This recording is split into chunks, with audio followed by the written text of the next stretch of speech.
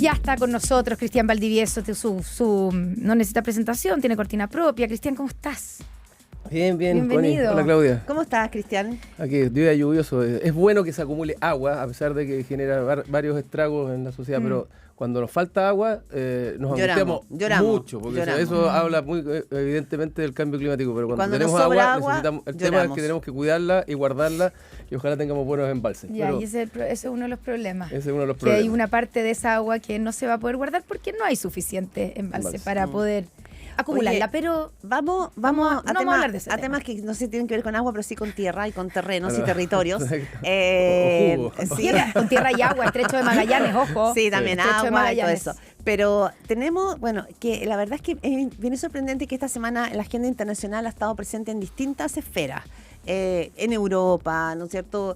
Incluso en el rol que juega Chile en discusiones como Ucrania-Rusia, lo que implica en Chile, de eso también hemos conversado, Cristian, pero el punto es Argentina. Argentina y este momento en la cual el presidente ayer se puso duro, cuando dice, o sacan los paneles solares o los sacamos nosotros. Yo no encontré que había tomado como una energía, pero aún así hay quienes señalan, analistas, de que de todos modos el gobierno demoró demasiado en hacer el punto, porque estos paneles solares se sabía como desde abril que los pusieron en el verano, además. Claro, que los iban a instalar, como que fue como una parada de carros, pero tardía. ¿Cómo se ve, no? Este presidente Boric como con una un agenda ultimátum. Un ultimátum y una conversación de una agenda de relaciones exteriores tan amplia y con algunas críticas al canciller incluso. Sí. Fíjate que yo lo enmarcaría dentro del contexto general de la gira del presidente, donde en general, y eso lo aprecié hace un tiempo, creo que el presidente está cada vez más a sus anchas en el terreno internacional y sintiéndose como más empoderado. No tenemos claridad respecto de cuál es la escucha real que hay sobre lo que el presidente dice, pero claramente él juega hoy día un rol y le gusta, juega un rol que además de alguna manera transmite, y creo que eso es bueno no solo para el gobierno y para el presidente, sino que para el país también, transmite internacionalmente esta idea de que Chile es una especie de faro relevante para el mundo, porque tenemos aquellos minerales que el mundo requiere para la transición energética. Entonces, de alguna manera, el presidente se da una cierta importancia y creo que el resto se la toma. Siento que el presidente ha ido tomando un buen tono, y cuando sale afuera del país, eso se expresa. Y en ese contexto, creo que la reacción que tuvo, más allá de que fue tardía, efectivamente, la reacción que fue muy buena. Es decir, el presidente tomó una oportunidad, vio que había ahí un espacio para marcarle el punto a Milei, particularmente a Argentina, y resulta que reaccionaron bien, pues dijeron, bueno, los vamos a sacar. O sea, qué mejor reacción a tu acción que hagan lo que le estás pidiendo que hagan, más allá de si fue tardío o no. Yo creo que el presidente finalmente, con todo, corona una buena semana en materia internacional, aun cuando tiene muchos flancos abiertos, evidentemente, con el tema venezolano, con el Partido Comunista en Chile, y etcétera, etcétera. Eso te iba a preguntar, porque es evidente que tuvo una gira internacional donde fue noticia todas sus declaraciones permanentemente. Lo vimos además ahí en un grupo muy selecto, en una fotografía con... eran cuatro los mandatarios que fueron elegidos, ¿cierto?, en Suecia. Sí, en Suecia o en Suiza. En Suiza. En Suiza, creo. Sí, en Suiza, para leer la declaración de paz, ¿cierto?, por Ucrania. Además, separándose el presidente de todos sus referentes latinoamericanos o quienes podrían ser sus referentes, partiendo por Lula, Brasil. Entonces, muestra como una independencia, pero también todas esas declaraciones, estoy pensando Venezuela, que no era un tema de la gira, pero que se le impuso porque nuestra política interna está cruzada permanentemente por Venezuela, también sus declaraciones le abren este flanco, especialmente con el Partido Comunista, que no ha estado muy de acuerdo ni con el apoyo restricto a Ucrania, ni con las palabras del presidente sobre las instituciones debilitadas, o otra palabra que usó el presidente sobre las instituciones venezolanas. ¿Cuánto importa eso? ¿Cuánto importa, crees tú, o lo debilita, o al final en el balance esto lo refuerza simplemente y no es tan necesario además que en una coalición de gobierno estén todos de acuerdo? Yo creo que de todo un poco, Connie, es decir, nunca van a estar todos de acuerdo, pero en lo grueso da la impresión de que el Partido Comunista se molesta, ¿verdad? Alega, hace algunos pataletas si se quiere, pero finalmente se cuadra con la política internacional del presidente. Una cosa es que no le guste y otra cosa es que la impugne. Y el Partido Comunista no impugna la política internacional del esta es nuestra opinión, pero el presidente tome su lugar. Exactamente. Entonces, es respetuoso de esa institucionalidad. Y de alguna manera lo que probablemente hace el Partido Comunista es dar señales hacia Venezuela y hacia su propio alineamiento internacional, que está muy en el eje con Venezuela, incluso con Rusia, por razones que no tienen que ver, como dijo el presidente, con las izquierdas o la derecha, sino que son razones geopolíticas de otro tipo. Pero al final del día se cuadra con la mirada que tiene el presidente respecto a las relaciones internacionales. Ahora, que eso tenga roces internos entre el Partido Comunista, el presidente y otras cosas, o que deje ciertas heridas abiertas, sin duda que las deja, y eso tiene varias expresiones, y no es solo esta vez, esto viene desde... ¿En qué podría influir o qué consecuencia podría tener? No, pero en la tensión que se instala, lo mismo que pasó con el tema de Daniel Jadwe, no olvidemos que Daniel Jadwe en algún minuto incluso apuntó hacia la moneda, hacia el segundo piso de la moneda, como responsable de su situación. De su situación judicial. ¿Se acuerdan que decían que ellos habían instigado a la fiscalía? Que habían el propio Jadwe Consejo de Defensa del Estado, el Consejo de Defensa del Estado que se sí, pero además él hace todo un vínculo de que la fiscal es la pareja del fiscal Andrés Monte, que es hijo del ministro.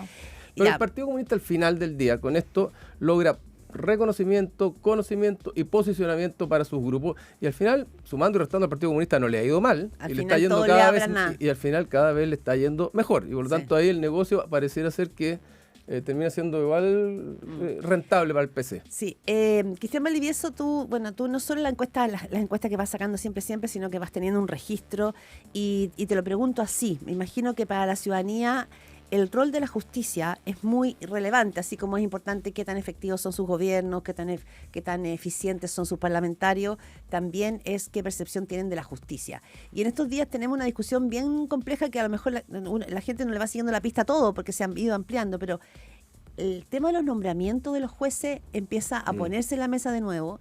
Y tenemos, el caso de Mario Desbordes, del Instituto de Derechos Humanos que se querella, el otro dice que también se va a querellar por prevaricación. Tenemos lo que acaba que salió el domingo, claro, lo que se publica en CIPER, de que la pareja de la ministra Ángela Vivanco habría ofrecido un doctorado, ¿no es cierto?, y un cupo para reemplazar a otro fiscal. Entonces se empieza a generar también que también allí funcionan los tráficos de influencia. ¿Cómo se ves tú y qué te preocupa, ¿no?, de esta discusión? A mí me preocupa, Claudia, que efectivamente cuando tú miras las encuestas y hace un buen rato la gente ve la justicia muy críticamente y desconfía profundamente de los tribunales de justicia, de la fiscalía, del Poder Judicial. De todos. Exactamente, de todo. Y bueno, y por eso es que también las mismas encuestas muestran que mucha gente valora la autotutela o valida la autotutela, es decir, justicia por mano propia, porque al final del día la justicia no llega.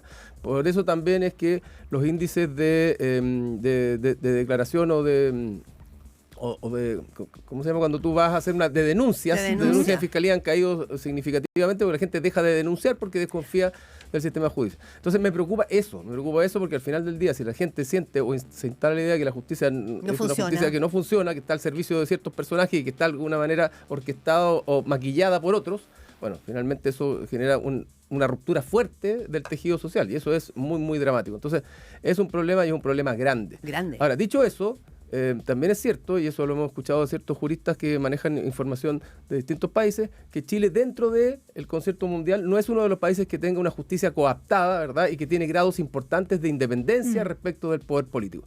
Pero, como estamos viendo cada vez más que hay políticos involucrados en distintos casos, ¿verdad?, de mal uso de fondos públicos, de distintas cosas, ¿verdad?, la justicia va a tener un rol cada vez más relevante en mediar en la política y los políticos al mismo tiempo van a tener un rol permanentemente de impugnar a la justicia para responsabilizarla de sus problemas procesales. Entonces, el punto es acá cómo se reforma esto para que no termine siendo una bomba de tiempo donde políticos se agarren con la justicia se agarre con los políticos y la ciudadanía quede mirando este espectáculo desde fuera sintiendo que al final del día no hay justicia. Y ese sí que es un drama muy, muy grande potencialmente. Y la pregunta que surge después de eso es, bueno, ¿cómo hacemos o cómo reformamos? Porque parece evidente que hay un diagnóstico que hay que reformar. Hace rato fue parte de la discusión constitucional. ¿Cómo reformamos el sistema de nombramiento para hacerlo lo menos influible posible, ¿cierto? Lo más independiente. Ahora, el sistema que tenemos actualmente pretendía también eso, o sea, hacer participar a todos los poderes del Estado en el nombramiento, o sea, que no dependiera solo del Ejecutivo, sino que participaran en el Senado, pero al parecer eso se ha transformado en esto de influir a través de... y uno se pregunta si hay algún sistema que impida algo que es tan cultural, porque no estamos hablando de algo nuevo. El llamado por teléfono, ahora es por WhatsApp y ahora que han registrado. Mala noticia, pero antes habrá sido con el cafecito, o sea, en la época, no sé, pues cuando se habla del besamano, la reunión, el café por acá, los amigos, porque estamos hablando de círculos además que se conocen, los abogados que litigan, los fiscales, los jueces.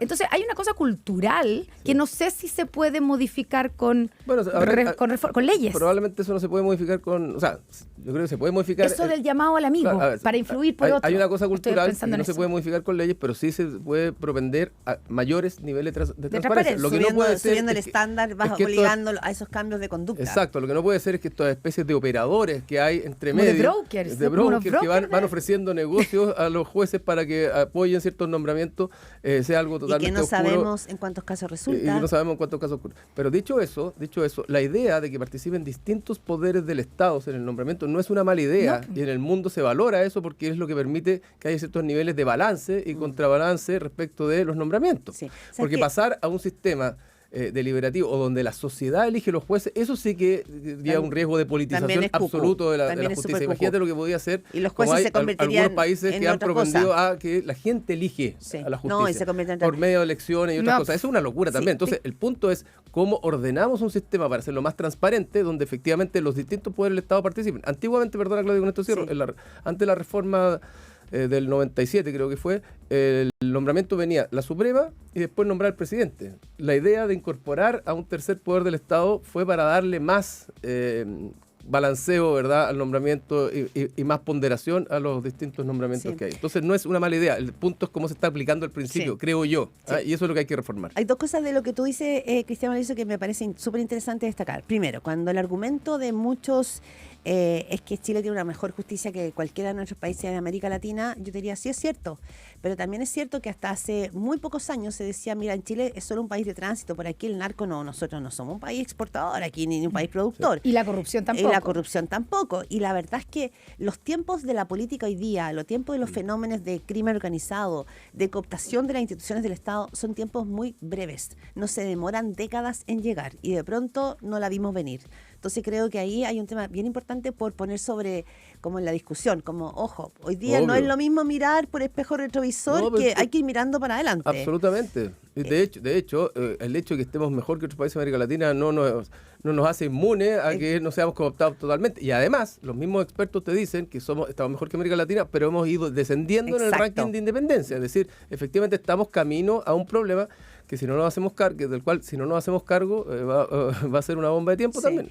Y lo otro que iba a decir que... Y cada vez más van a haber estos conflictos entre la política y la justicia, porque como vemos, estamos cada vez llegando a más casos de políticos involucrados en temas que requieren a la justicia, y por lo tanto la justicia, ¿verdad?, se ve compelida y atacada por los políticos, y la justicia se ve compelida a dar respuesta respecto de estas situaciones, y por lo tanto también a defenderse. Pero eso se enturbia si lo que tenemos es que finalmente algunos jueces llegan porque finalmente hay políticos o amigos de los otros, ¿no es cierto?, que permiten ese ascenso. Lo que es claro es lo siguiente, yo creo que es con esto queda escrita a sangre y fuego la necesidad de reformar el sistema de nombramiento. Cuando la jueza, esta Letelier, que fue la que fue encontrada en estos María Teresa Letelier, que fue encontrada en estos chats, que fue la increpan por haber tenido influencia, ¿verdad?, o tráfico de influencia para el nombramiento de ella misma, ¿verdad?, a través de este juez que está del caso Topógrafo y donde estuvo metido Mario Desbordes. La increpan a ella viene y dice, ninguno de ustedes fue nombrado por el Espíritu Santo.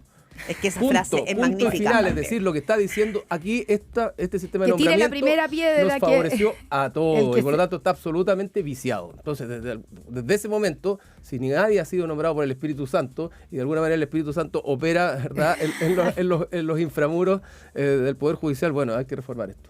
Claramente. Bueno, y ese va a ser el próximo tema, sin duda, pero el problema también es que quienes tienen que reformarlo, finalmente todos son incumbentes. Es como el sistema electoral, es como el sistema político. sí. Sí. Y otra cosa que yo creo que la miramos poco es que, un poco lo que decías tú, Cristian, la importancia de dotar de mayor transparencia o de reducir los cuestionamientos al Poder Judicial cobra especial relevancia hoy día, cuando lo que tenemos no es solamente amenazas puntuales de delitos que Chile siempre conoció, sino que tenemos por delante delitos que Chile no conocía. Tenemos crimen organizado en todas sus variantes, no es solamente droga, y también tenemos casos de corrupción que hoy día se han ido ampliando. Tenemos policías que hemos visto, ¿no es cierto?, que operan como verdaderas bandas, como pasó en el barrio Mex. Tenemos carabineros que le hemos visto en los techos droga. O sea, se ha ido ampliando. Ayer Gendarmería en La Serena, que estaban completamente cooptados y protegiendo, digamos, a presos que estaban liderando tráfico de armas y organizando crímenes desde el interior de la cárcel, con la anuencia de este grupo de gendarmes que les pasaban los celulares, a cambio, obviamente, de importantes sumas de dinero. Ahora, el sistema también tiene sus protecciones y te dicen, bueno, pero fue a raíz de un sistema de fiscalización interno que se descubrió eso. Es perfecto, está funcionando los controles internos, pero pasó. O sea, hubo tráfico de armas, hubo no sabemos cuántos delitos organizados desde dentro de la cárcel. Y cuántos que nosotros no conocemos. Exactamente. Ahora es central este tema es central porque todo lo que nosotros podamos apostar, ¿verdad?, en términos del proyecto país que podamos tener, las posibilidades que tengamos respecto al futuro y todo aquello que dice relación con Chile, ¿verdad?, el país que tiene, lo que hablábamos al principio, ¿verdad?, todos los recursos que el mundo necesita y toda la oportunidad de ahora sí dar un salto al desarrollo, queda entre paréntesis en la medida que la gente deja de confiar en la justicia. Es decir, si nosotros no confiamos en la justicia, nada es posible. Todo puede pasar, ¿verdad? Y la lógica de la autotutela... Es lo mejor que le puede pasar a los delincuentes. Es lo mejor que le puede pasar a los delincuentes, es lo mejor que le puede pasar al narcotráfico, es lo mejor que le puede pasar a todo el mundo, porque finalmente nadie es responsable de nada, porque el problema está en la justicia. Oye, Cristian, yo sé que nos quedan pocos minutos, pero ¿podemos hacer una pasadita rápido por carrera presidencial? Hoy día en la mañana la Claudia entrevistó a Rodolfo Carter. Estuvo el domingo también en Estado Nacional. La CADEM apareció con los últimos, digamos, números que no solo muestran que Evelyn Matei, pese a que baja un poco comparado con el resto, pero es la que está disparada en un lado, pero al otro lado muestra que Bachelet es la única posibilidad y ni siquiera le ganaría a Evelyn Matei, según esos números. ¿Cómo podemos describir el panorama? ¿O es muy pronto para todo esto? ¿Bachelet es una salvación o una pesadilla? Una tragedia, como dijeron por ahí. Yo creo que es muy pronto, pero es inevitable. Es decir, claro, faltan 1 año y medio para las elecciones, por lo menos, pero al mismo tiempo es inevitable porque los actores van tomando posición. Yo creo que respecto al oficialismo, mientras no haya un candidato lanzado, ¿verdad?, un candidato dispuesto a jugársela, que diga yo estoy aquí en carrera presidencial, es muy difícil que esos números suban. Es decir, nadie piensa que Carolina Toá es candidata presidencial efectivamente y puede poner en ella su ficha. Nadie piensa que, no sé, Camila Vallejo, que Tomás Bodanovich, son personas que hoy día están en cargo ejecutivo y los están mirando como tales. Y por lo tanto, al no haber candidatos, bueno, surge la figura de Michelle Bachelet, que es la figura... No hay vacíos en política. Claro, es como la madre de la ex concertación, la madre de la nueva mayoría, y por lo tanto hoy día la figura más emblemática del mundo de la izquierda. Pero creo que falta mucho y al mismo tiempo pienso que sería bastante complejo para la izquierda que Bachelet viniera nuevamente a intentar salvar algo que es difícil que salve necesariamente y donde probablemente puede poner en riesgo su capital político por algo que ni siquiera es tan virtuoso, porque lo que hace es frenar la renovación de la izquierda y los liderazgos de la izquierda al final del Por eso día. se habla de una tragedia, porque es como... Exacto. Ahora, respecto de Evelyn Matei, 2 cosas. Uno, yo sostuve desde hace mucho tiempo que me parecía que no era una jugada correcta de Evelyn Matei bajarse de la carrera municipal para quedar instalada como figura presidencial con tanta antelación. Lo que no significa que no haya sido ético, responsable y transparente que ella lo haya hecho porque no estaba dispuesta a ser electa y después tener que renunciar. Pero desde que decide ser candidata presidencial y no candidata a alcaldesa, ella queda expuesta y muy expuesta. Y cuando tú estás expuesto tanto tiempo, eso termina pudiendo afectarte. Es como estar expuesto al viento, al frío o al calor. Claro, en algún momento te vas erosionando inevitablemente porque además todos te van a buscar. Y Rodolfo Carter huele eso, se da cuenta de que hay una posibilidad ahí y que al mismo tiempo es muy poco probable que Evelyn Matei termine el día de hoy, ¿verdad?, en junio del 2024, por defecto instalada en la papeleta de, noviembre del 2025. Va a pasar tiempo, va a pasar una primaria y él quiere meterse como un actor relevante ahí con el objetivo que sea. Si es llegar efectivamente a la papeleta presidencial, perfecto, pero si O no, negociar una buena cupo posición respecto a lo que haya, efectivamente le conviene. Bueno, de eso nos quedan todavía varias semanas y meses para seguir profundizando. Cristian Valdivieso, director de Criteria, muchas gracias. Y nuestro panelista del día martes. Nuestro panelista de martes. Aunque otros crean. A otros crean que sí, pero no es nuestro panelista. Gracias, Cristian. Gracias a ustedes. Buen fin de semana, nos vemos la próxima semana. Ah, sí, porque viene un jueves en el medio que se agradece, ¿ah? Queda como cambia el ánimo. agradece. Sí.